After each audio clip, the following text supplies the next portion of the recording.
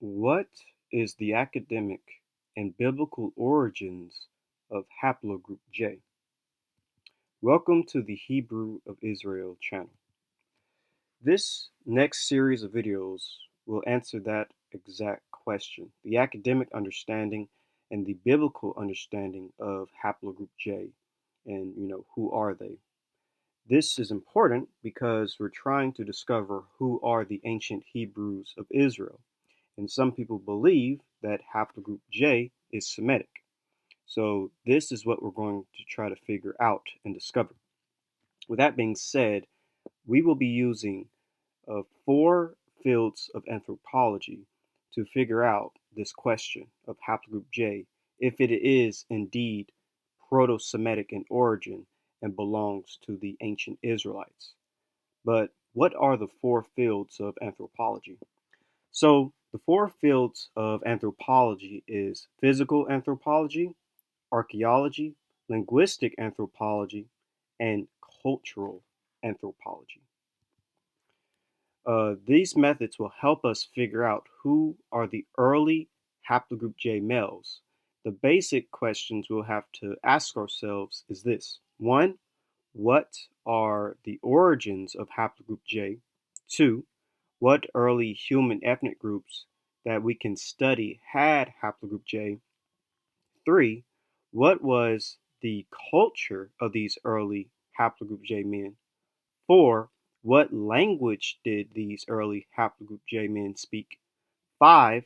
What ancient ethnic groups had haplogroup J? 6. What did these early haplogroup J men look like? And 7. With all this information put together, who would haplogroup J best harmonize with from a biblical perspective?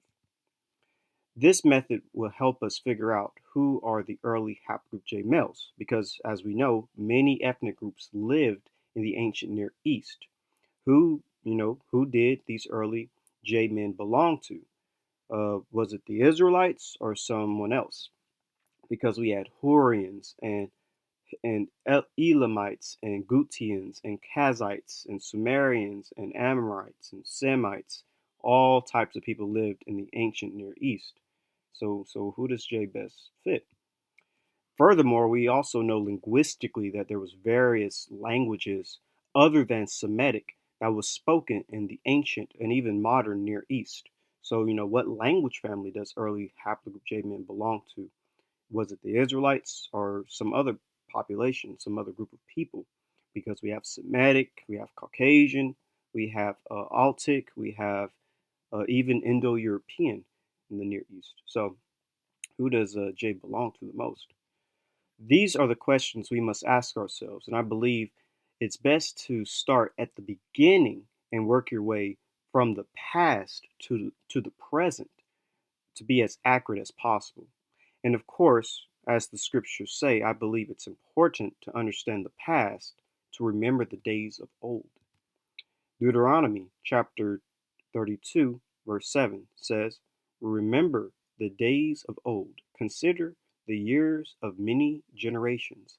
Ask thy father, and he will show thee, thy elders, and they will tell thee.